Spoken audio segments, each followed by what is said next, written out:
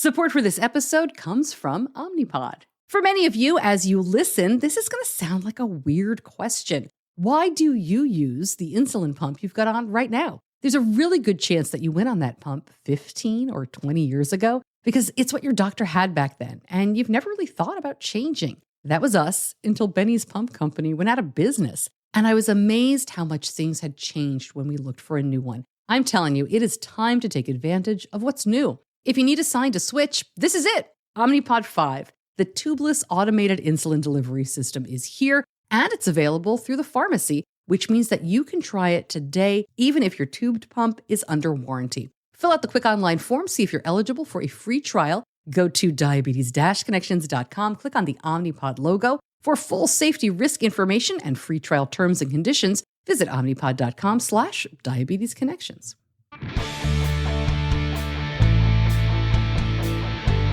This is Diabetes Connections with Stacey Simms. This week, managing type 1 diabetes into your 70s and beyond is a bit of uncharted waters. While thankfully more and more people are living longer with T1D, that wasn't always the case. I'm talking to Dianne Matisse, diagnosed as an adult more than 30 years ago, and she was also the first person in the U.S. to use the Eversense CGM when it was approved in 2018, and she's still using it today. She answers your questions about this implantable CGM, talks about why she's stayed with it, and what else she does to manage diabetes in retirement and beyond. This podcast is not intended as medical advice. If you have those kinds of questions, please contact your healthcare provider. Welcome to another week of the show. I am always so glad to have you here. You know that. I'm your host, Stacey Simms. We aim to educate and inspire about diabetes with a focus on people who use insulin. As I'm taping this week's show, we are about a week or so away from my son, Benny, coming home from his freshman year of college. Benny, as most of you know, was diagnosed back in 2006, right before he turned 2. He is 19. We're going to do a full debrief when he comes home. I'll leave him alone for a couple of days, but then we'll do a podcast episode. It's been a good year, I can tell you. I mean, ups and downs and nonsense, but no emergencies. I'm knocking on wood. We only have a week left, but still. We did have an issue just a couple of days ago, a little CGM drama, because our insurance will not let us fill prescriptions at a local pharmacy out of state. And he thought he had a transmitter with him for his Dexcom, and he did not. It was in the diabetes drawer here in the kitchen. So I sent it to him, and he's going to be fine. But he went a couple of days without a CGM, which he hasn't done in a very long time. And as this was all happening, it popped up in my Facebook memories that last week was the anniversary of Avengers Endgame 6 years ago, which is important because it was also the anniversary of him using the Dexcom G6 for the first time. We actually did that placement live on Facebook. Benny did it himself, and he had not regularly done CGM insertions. It took him a long time, which I guess would be good for Facebook Lives, right? It took us a long time to get to it, but sitting there, I wasn't sure he was ever going to do it. But he did it, and he has never let me or Slade or anybody, as far as I know, do an insertion since. And yes, he is switching over to the G7, but he decided to wait to do that until he came home from school for the summer. So, of course, 10 days left is when he has a problem with the transmitter. Oh, my goodness. But I bring all that up because it was shortly after that same day, back in 2018, 6 years ago, that the CGM that this week's guest uses was FDA approved. And once Eversense was approved in the U.S., Dianne Matisse was the first person in this country to have it inserted. So I'm going to link up more information about Eversense. We have done a bunch of episodes about the technology itself, some deep dives with the company. If you're not familiar, this is a continuous glucose monitor like Libre and Dexcom and Medtronic, but the sensor is inserted just below the skin. There's a transmitter that then sticks on top of the sensor outside your skin, on top, and you can take that transmitter on and off, and it will not affect the sensor accuracy. You do have to calibrate using a meter twice a day, and you do have to charge the transmitter. But the sensor under your skin is good for 6 months, and Eversense is looking for approval for 1 year.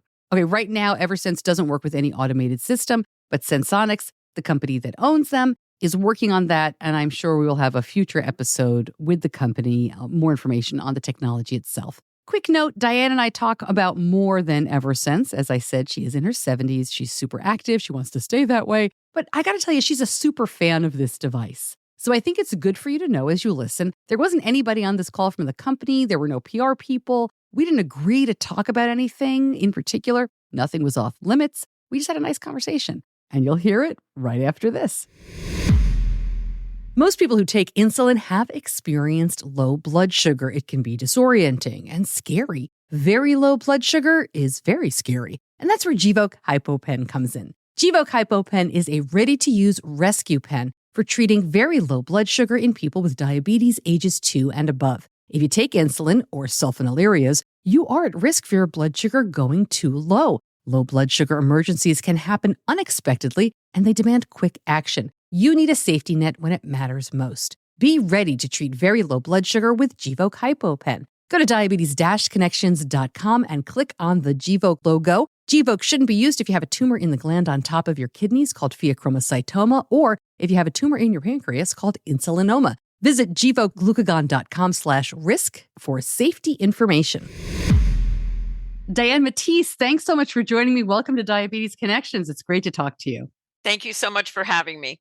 Yeah, let's jump right in. Let's start with your diagnosis story because you were initially misdiagnosed, right? Take me through what happened. Yes, I was 40 years old, and my family history was type 2 diabetes. And they actually, as soon as you say that to a physician, and it was a general practitioner, it was not an endocrinologist, they automatically just put that label on me and said, you're another type 2 in your family. It went on for about 3 months, and I actually was in the honeymoon phase, which now was not even recognized back then, but it was at the time where you're making enough insulin to keep you from going into DKA, into ketoacidosis, end up in a hospital, but not enough to make you feel well. So my blood sugars were still rising. The medication they had me on wasn't working.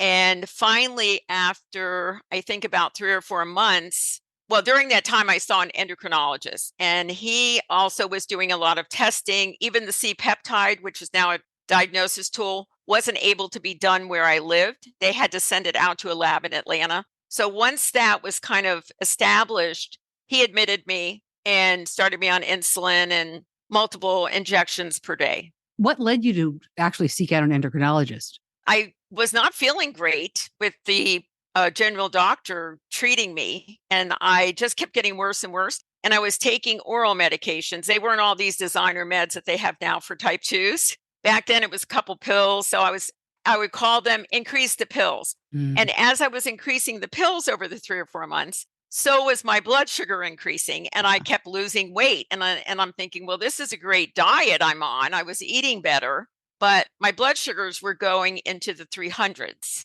So finally, I had been in the medical field before that. Actually, I was in the medical field at the time. I was a controller for a nursing home company, but I didn't really have access to a lab or anything like that. I was actually the regional controller, and I was on the financial side. Right. So I actually went to a lab, got my blood sugar taken. I didn't even think to buy a meter or anything like that, which I should have, but I did not. And I kept seeing my blood sugars go up and up and up. And so I finally just on my own said, I'm going to go to an endocrinologist. And as soon as I went, he told me, I think you're a type 2.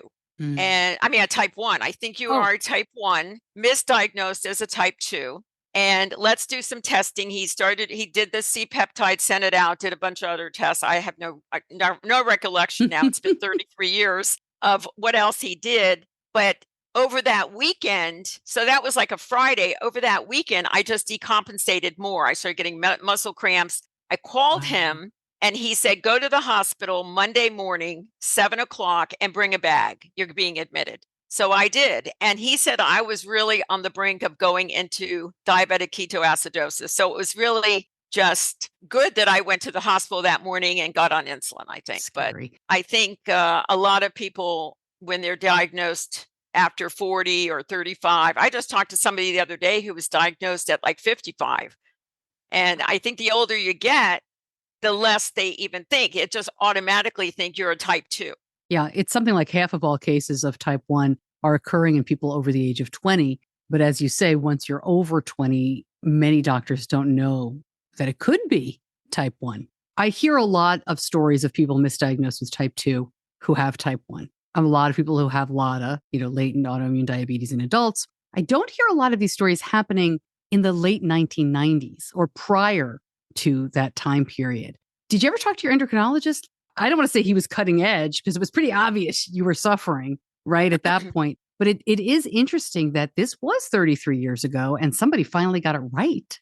I think I was just so sick by the time I actually went to see him, and I had lost about 40 pounds by that point. He looked at the amount of medication, oral meds that I was on, and I think it had been about a period of 3 months, and I kind of was keeping track of the blood sugars in a little notebook back then that we had.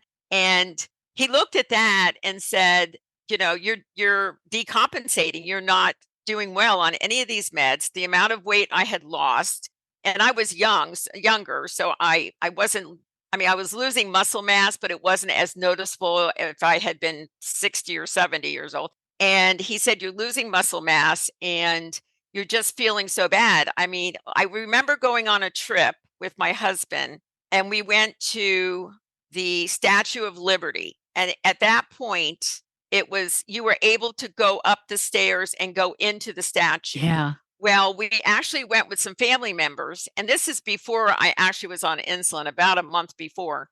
And I remember going up 3 steps and turning around and telling my husband, I can't do this. Wow.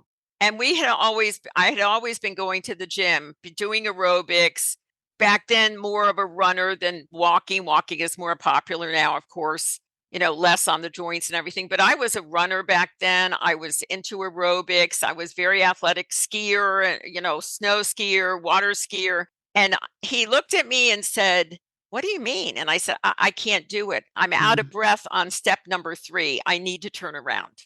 So that kind of pushed me to figure out. And now when I look back at those pictures of what I look like, I'm like, I actually look very, very sick. I mean, that weight for me was not a normal weight ever in my life. Maybe when I was 10, but not when I was 40. That's a lot of weight. I think I weighed 103. And I mean, I think I weighed more than that, honestly, in 4th grade. Yeah. I was very lucky to find the right endocrinologist that, like you said, was a little bit of ahead of time and kind of just said, you're a type 1. You're not a type 2. There's just no way. And immediately hospitalized me and got me on track. So I'm imagining that you did go home with a meter this time. Do you mind taking us through your technology journey? Because we're here to talk about you're one of the first people to use the Eversense. And I was the first person implanted in the United States. Wow. With the Eversense. And my doctor, who is in Opelika, Alabama, was the first, Columbus, Georgia, and he has an office in Opelika. He was the first person to be certified, the first physician to be certified. Wow. The technology, let me tell you, technology now, I always say this, if you have to have a disease and a chronic disease, I'm so happy now that I have all of the help. And CGMs, I had actually left the hospital with a meter, and it was like, I think you had to wait 2 minutes for it to actually read, your drop of blood. It had to be a much bigger drop of blood and all that. My doctor at the time there were pumps, but they were obviously much larger. And the CGM, the first CGM that I had to go to the hospital and have it put on. And I wore it. It was a big box, and I had to wear it for 7 days, then go back to the hospital.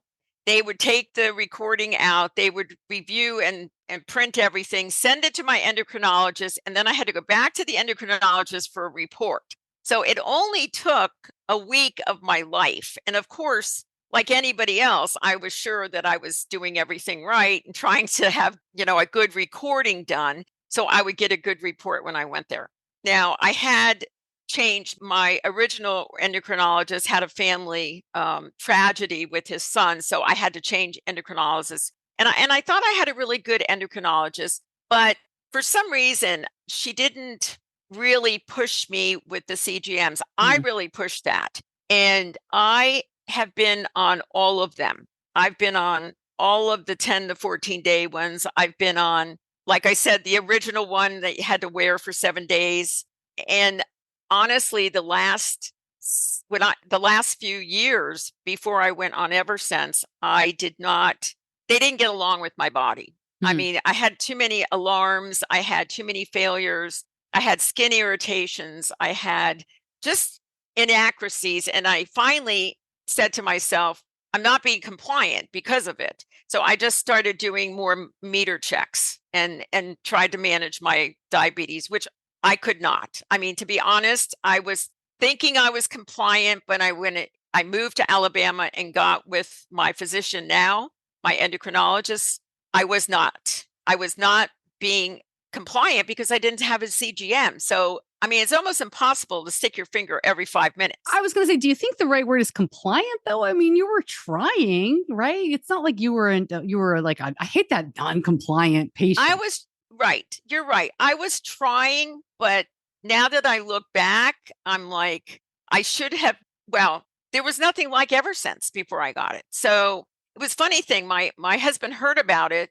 I actually moved to Alabama a year earlier than my husband. He was working down there, wanted to finish his job for another year. And so I moved to Alabama because we bought a house on spur of the moment on a visit up here. And so, yeah, it wasn't a plan. It was not a plan. We just did it. When I came up here, I did not have a physician here. I didn't even have a primary, but I did have a pump and I needed to get my supplies.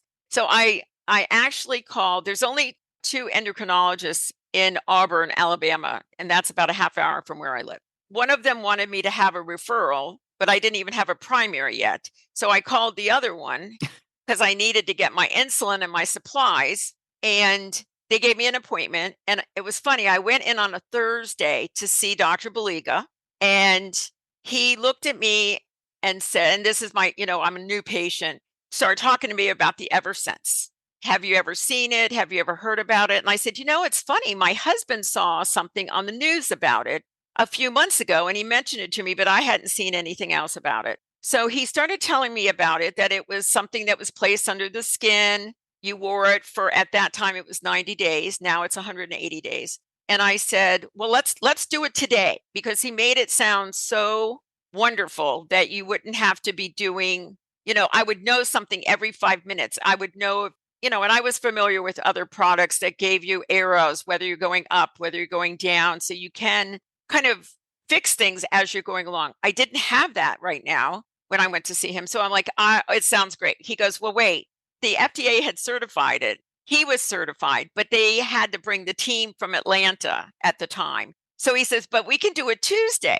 And I'm like, oh, okay, I can't wait. I mean, I was so excited. So I had it placed on Tuesday, 4 days after I saw him. And I'm now on number 24th sensor. And it has been actually so life-changing for me. One of the main reasons I was so anxious and happy to hear about something like that is because I was having severe low blood sugars at night, and nothing to wake me up. I mean, my husband actually would call me every morning at 8:30, 9 o'clock to make sure I had made it through the night, that I was still alive. So it was a horrible, really, way to live. And I was having sometimes multiple low blood sugars during the day, or blood glucose during the day. And then I would treat them, and then I would go up and down, so it was this up and down cycle, and you don't feel well with that. I don't anyway. Most people don't, because you now you have to fix this and, hope that it fixes that. So once I got on Eversense, that basically disappeared from my life. I maybe have one low blood sugar, maybe once every 2 months now. I have a very, very low percentage, less than 1% every 90 days. It's amazing to me how technology has changed my life and made me feel like I can actually live kind of like a normal life. And I also was never really addicted to looking at my phone all the time, like a lot of younger people do. And, I don't do a lot of selfies and everything. But now, I mean, I do sit at the table and have my phone there because I want to see what's going on. And if I'm out to dinner, I put it there, and I want to see if it's going down, is it going up? And it gives me that safety net of I'm not going to go high and I'm not going to go low. Do you mind if I ask what other technology you're using? Because the CGM alone isn't going to prevent lows. Right back to the interview. But first, Diabetes Connections is brought to you by EdgePark. You've worked hard your whole life. Diabetes management shouldn't slow you down. EdgePark is your trusted go-to supplier for all things diabetes management supplies and continuous glucose monitors, like Medtronic's Guardian sensor, Dexcom G7, and the Freestyle Libre 3. EdgePark accepts most insurance plans, including select coverage for Medicare and Medicare Advantage plans, and EdgePark navigates insurance complexities for you and handles the paperwork. Learn more, go to diabetes-connections.com and click on the EdgePark logo. I have an insulin pump. I don't have the loops. I don't use that because I have the CGM that I 100% believe in and love it. I do have a meter, and I do have to calibrate the Eversense once a day, which to me gives me that feeling of security and safety that I am getting good numbers throughout the day. Yeah. And if something's really off, if it feels like it's off, I will check with my meter, but I use the meter a lot less, to be honest. I really trust the Eversense. I mean, it's proven to me because many times the meter and the Eversense will have exactly the same number, right, or within a few numbers. And that makes me feel so much better. Right. But you use a pump that's just, I wouldn't call it a dumb pump, but you don't use an automated system. I don't use the loop. I don't use the automated system. It has the capability. Okay. But that's not an important factor for me. Right. I mean, I'm just trying to be clear for folks that, who are listening, what you're using my son, it's funny to look at technology because he was diagnosed in 2006. So we went shots and meter, and then dumb pump and meter for forever. And then CGM pump, meter to calibrate, like you say. Right. And now in 2020, he went closed loop. So he's got a pump that communicates with the CGM. So it's just wild to see how it all works. All right. All the questions people have about Eversense. Tell us about the insertion and the removal, because that makes a lot of people uncomfortable to think about. Right. I think a lot of people think about it as a surgery and as this and that. It really is such a tiny little, maybe just a tiny little incision, not even as big as your pinky fingernail. And they actually, they numb you, of course. And then they put the little sensor right under the skin. I mean, you can actually kind of feel it through the skin, which is helpful when you're placing the transmitter. I mean, honestly, it doesn't hurt at all. I'd rather have that done than have my teeth cleaned, to be honest. I mean, it's really that simple. And I've had, like I said, I'm on number 24, and it's really nothing. The removal is the same thing. It takes maybe the insertion, the longest part of the insertion or the placement is getting the lidocaine to numb the area. They actually do it in a very sterile way. It comes with a big sterile cape, and you're laying on the table, and they clean the area very well. I've never had an infection. I've never had any, what I would call any bleeding. I mean, it might bleed a little tiny bit, but they cover it with steri strips. There's no stitching. There's no, there's nothing like you have to go back and have surgery, looked at it or anything like that. There's no stitches or anything like that. The removal, my physician has always used an ultrasound for removal. I think that has become very popular because I belong a lot of these pages that people talk about it. And I can actually feel mine because it really is right under the skin. But I think the ultrasound kind of helps them know exactly where the end is, because listen, you're putting it under the skin. It could move a little bit. It could, turn or whatever. Right. So I've never really had any issues. I mean, you hear horror stories from people who have never even had it, which really is quite annoying, because I think it's just like slamming a restaurant if you've never eaten there. And I think the greatest thing is that we have a choice now. It might not be for everyone, but it is something that for people who get these severe irritations or allergies to certain products, with some of the 10 to 14 day CGMs. And also, I think a lot of people worry about getting it knocked off and the cost of it, where the transmitter, which you wear on the outside, if it comes off, you just stick a new adhesive on it and stick it back on. The other great thing is, we live by a lake and we have a boat. And if I want to go swimming, I take my transmitter off, I get into the water, and I don't have to worry about anything. I don't have like a permanent thing going into my body, a permanent orifice going in, which always kind of bothered me going into a pool or going into a lake or something like that.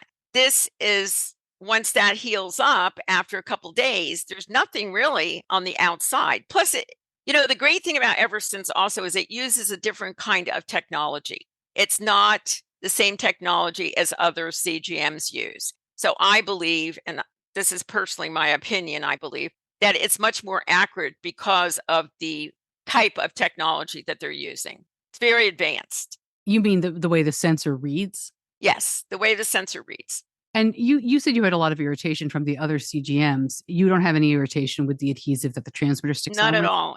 None at all. The little adhesive that we put on the back of the transmitter is very, very skin friendly. Very skin friendly. I'm fair and I have fair skin, blue eyes. So have had pretty severe irritations with other CGMs that I had to move them around and try different things and try different products under it. Also products to keep them on, which haven't had to do that either. This kind of stays on and I don't really think about it at all. I mean, I think more about checking my phone now than I do thinking about having the sensor. So tell me again, this is your 24th sensor. How long will this one stay in? 6 months. Well, it stays now up to 180 days or up to 6 months. Beginning, it was up to 3 months. And I do know that the FDA is working on the approval for the 365 day, which we're all looking forward to that too. But I love going to my doctor. So I'm like, we always kid around and say, we have to stop meeting like this. But yes, I mean, it's going to be quite awesome for a lot of people to get it for 1 year, because I do go to my doctor every 3 months to get prescriptions for the other supplies I need and insulin and things like that. But some people only go to see their endocrinologist or their primary doctor only once a year to manage your diabetes.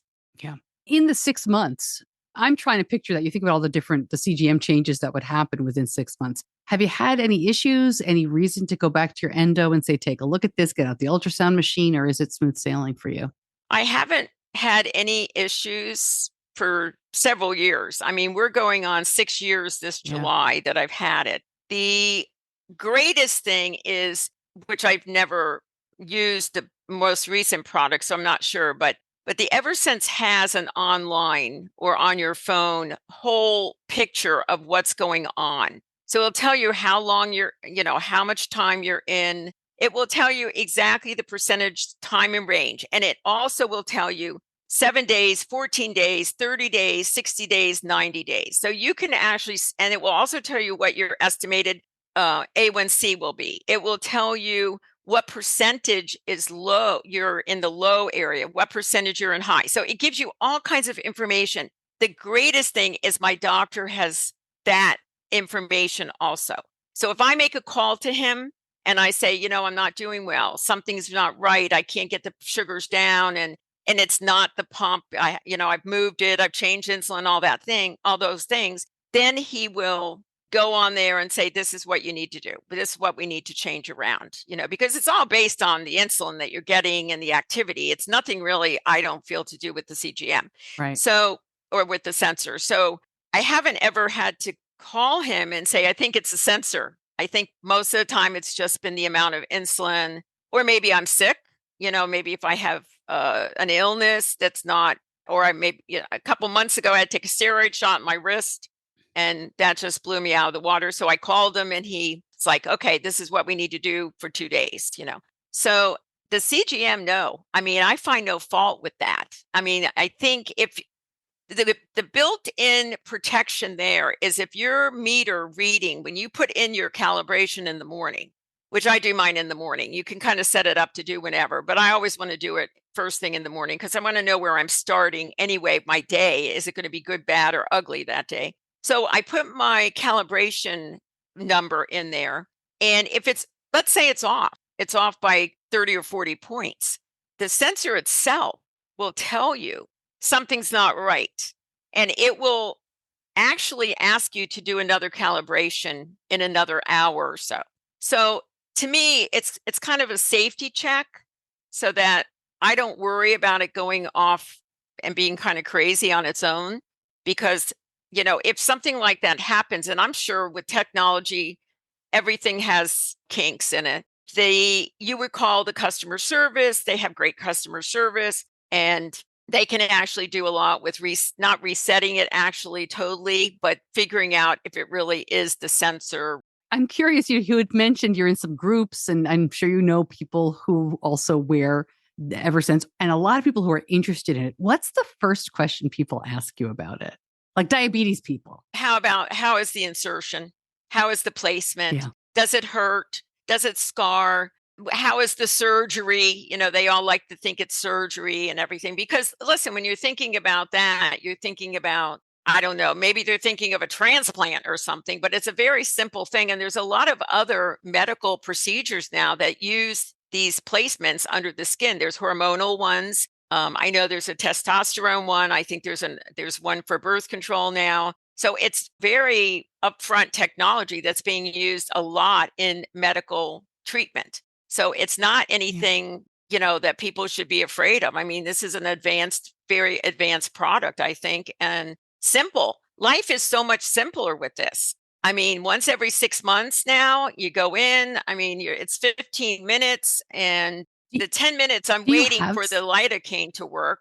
That's the biggest thing. So, do you have scarring? Do you have a scar on either arm? I'm very fair, like I said before, and I don't scar. And usually FDA requires that they switch arm to arm every 6 months. So like they'll do the left arm and then they do the right arm. So in that meantime, I can't even, like when I go back to have the removal, if the sensor has already expired, but I usually try to go a couple days before. If it's expired, of course, it's not going to have a reading. And then I have to really figure out where it is because I don't see the scar anymore. There is actually, I think it's so tiny that it heals up. I mean, you're supposed to leave the bandaging and everything on. The instructions are 5 days. Usually it's healed up in about 2 or 3 days, completely healed. You can't even really see anything. And if you don't mind, I'd love to talk about aging with type 1. Life is different from 20 to 50, certainly. You've mentioned you don't run so much anymore, so I don't want to make a whole hash of we all know what getting older. Right. Well, for lucky, we know what getting older is like. But, years and years ago, people weren't living past 50 with type 1 diabetes, let alone 70. And I have listeners in their 80s. Right. And we know people in their 90s with type 1. So it's a pretty wild time. So I'm 73. What's changed? I'm 73. Okay. My A1C is 6.6. I'm so proud of that because when I first got the Eversense inserted, it was in the mid 9s or a little bit higher. It wasn't 10, but it was in the 9s. So I've made tremendous strides in getting it down, being healthier. And I'm just very proud of that because I would like to be in the 5s, but I'm fine. My physician is fine with it being in the 6s. Getting rid of the low blood sugars was a huge thing for me because many, many people die in the middle of the night from having a low blood sugar. And that still happens to people. And really with CGMs and all these choices, it shouldn't happen. And the fact that the CGM gives me this vibration, I know anywhere, anytime, if I'm out eating, if I'm in bed sleeping, I know I'm going to get a vibration that's going to tell me what's going on. So that has really helped me be happier in my life. I think I worked 25 years in healthcare as administrator and then 25 years as real estate. Now I'm retired, but I do a lot. I have a charity I'm a treasurer for up here in Alabama that does art.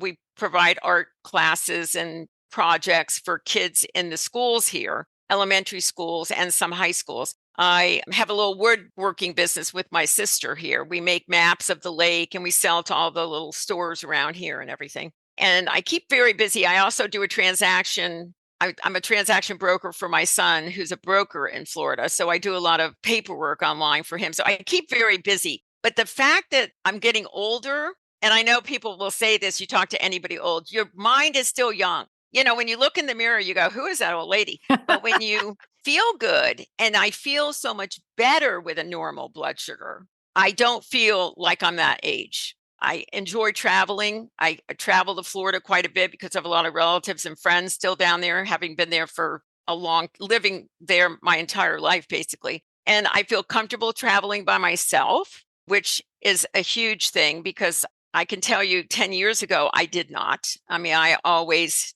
wanted to have my husband or my son or somebody with me. So that getting old and having diabetes, and I've been very lucky because I don't have any side effects. I don't have any complications from having diabetes for so long. I mean, on one hand, I was very lucky. I didn't have to go through puberty or childbearing. So I got it when all that was done, had my children and everything. But on the other hand, 33 years, when I think back, 33 years is a long time to be dealing with a chronic disease 24/7. And I don't think anybody really understands that it is a full-time job. It is something that is with you 24/7. You cannot forget about it even for a day.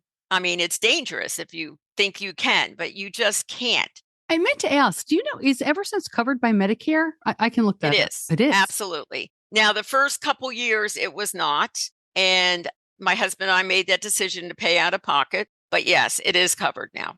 That's great. And it covers the insertion and the removal for the physician also, which I think some of the other insurances don't. But that was not the deciding factor for me. I mean, we paid out of pocket and we just knew it was going to be the best thing for me. Good to know, though. I mean, it's really interesting, again, with a lot of my older listeners. And as we are so excited that people with type 1 are living to Medicare years Right. and beyond, right? It's really important to look at these things. It is. It's a deciding factor for a lot of people. Yes. It is. Hey, before I let you go, Dianne, how did you get hooked up as an ambassador? I mean, it makes sense. You're the very first patient in America. So I guess it's kind of a dumb question. Well, it was but funny. not everybody wants to speak out, you know? Right.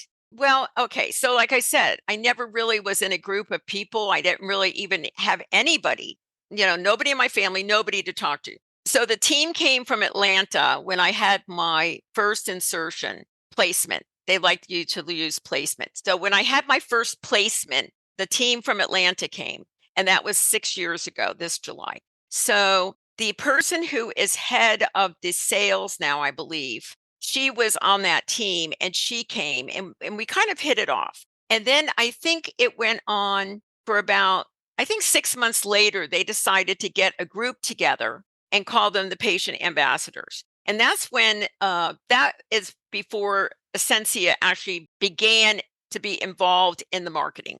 That was when Senseonics was doing it. So this person picked 8 or 9 people, and we still have, I believe, 4 or 5 of the original ambassadors. And now it's more demographically varied. We have young, I obviously am the older person, but it is good because I think it shows that it's for everyone. I mean, there's not an age barrier and there's not a weight barrier. There's not any kind of barrier except you have to be a type 1 and you have to want this device. And it's good because now I know if I have a question or if they have a question, we can get with each other. That is the greatest thing. I think younger people or anybody now, Facebook has pages, people like you who are spreading the word. I mean, if there had been this, I think I would have felt so much better. I mean, I'm almost getting teary here, but I think I would have felt so much more inclusive than I felt for many, many, many years. So I think that you're doing a wonderful thing by spreading the word and helping people and sharing. And I think, somebody like your son who's 19 is going to have a whole different experience with this than I did. By 40, you've gone through all the teenage angst and everything, and I was done having children and everything. But then it's like, what the heck? Now what is this coming on? And I was healthy at that time. And I'm like, what did I ever do? Never did drugs, never smoked, never, there wasn't all the information about immune system, autoimmune, and it runs in my family. We have so much autoimmune disease, but not type 1. Wow. But the patient ambassador, it's the greatest group. We have a blast when we get together. Doing this show is truly a privilege for me, getting to talk to people like you and learning so much. I really appreciate it. Dianne, thank you so much for joining me. I hope we connect again soon. Thanks I hope so. Here. And I hope you are very good at that editing.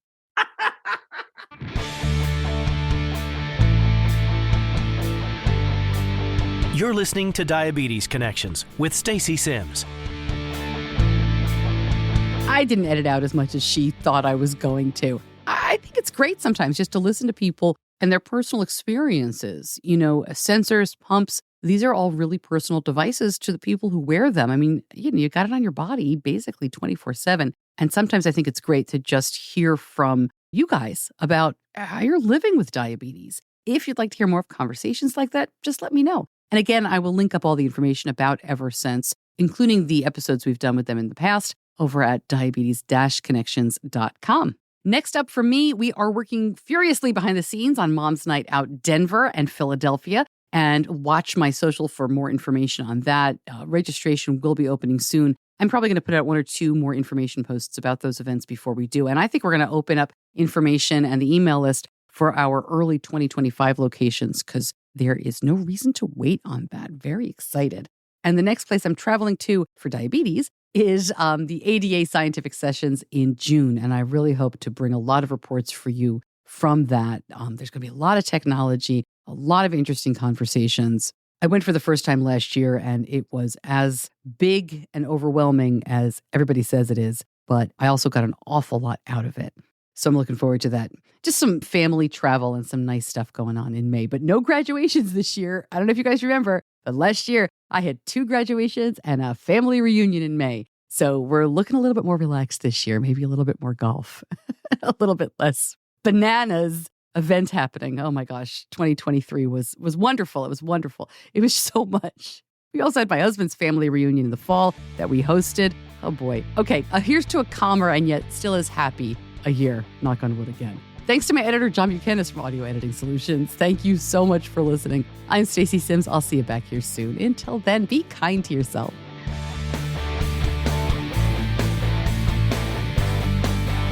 Diabetes Connections is a production of Stacey Simms Media. All rights reserved, all wrongs avenged.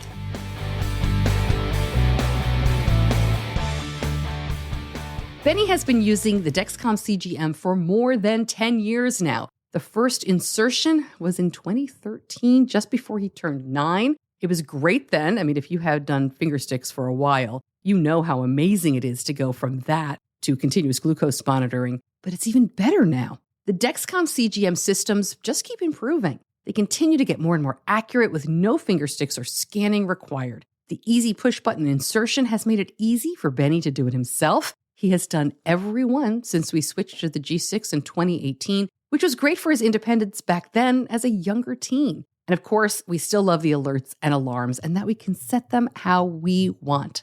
Find out more, go to diabetes-connections.com and click on the Dexcom logo. If your glucose alerts and readings from the G6 do not match symptoms or expectations, use a blood glucose meter to make diabetes treatment decisions.